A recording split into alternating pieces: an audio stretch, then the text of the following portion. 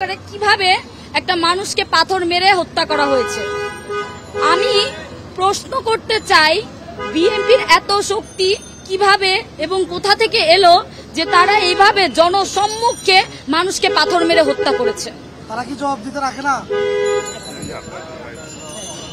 Literally আমরা দেখতে পেলাম যে বিষয়টা জনসম্মুখেও হয়েছে, পিছন থেকেও হয়নি, লুকিয়েও হয়নি, জনসম্মুখে হয়েছে। তার মানে তারা একটা এক্সাম্পল দাঁড় করিয়েছে যে যদি আপনারা চাঁদা না দেন বা কোনো ব্যবসায়ী যদি চাঁদা না দেয় সেক্ষেত্রে তারা কোন পর্যায়ে যেতে পারে।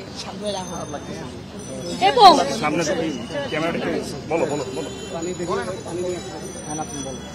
পরবর্তীতে আমরা দেখতে পেয়েছি কোন পর্যায়ে যেতে পারে, এটা আমরা দেখেছি।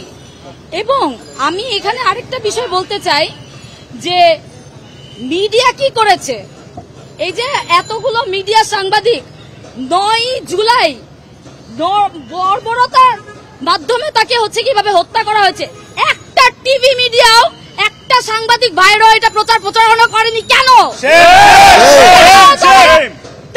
তারা কি আবারও কোন দলের আনুগত্য প্র্যাকটিস করছে? তারা কি কোন দলের হয়ে কাজ করছে?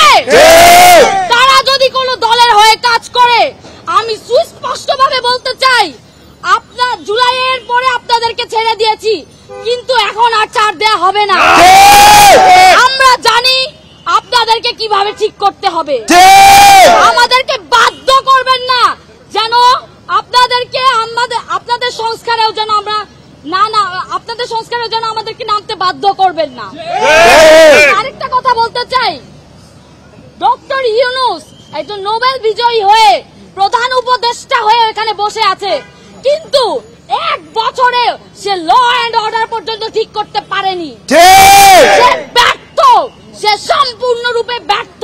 আমি প্রশ্ন রাখতে চাই সে কি করছে, এবং বলতে চাই যদি আপনি এখনো ভাজা সোজা না করে দাঁড়ান এবং যদি কঠোর ব্যবস্থা না নেন এবং দায়িত্ব না নেন, আমরা আপনাদের উদ্দেশ্যে রওনা হব।